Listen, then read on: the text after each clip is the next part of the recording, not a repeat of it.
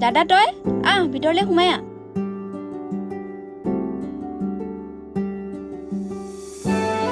দাদা তই বহ মই তোৰ কাৰণে চাহ আনিছো। বোৱাৰী মোলে গৰম পানী এখন কৰাচোন। অ মা দিছো।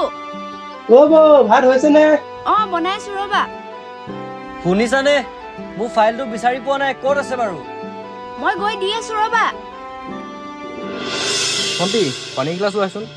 নাই নাই মই নোৱাৰো, নিজে আনি লওঁ। দাদা দাদা চাহ ল।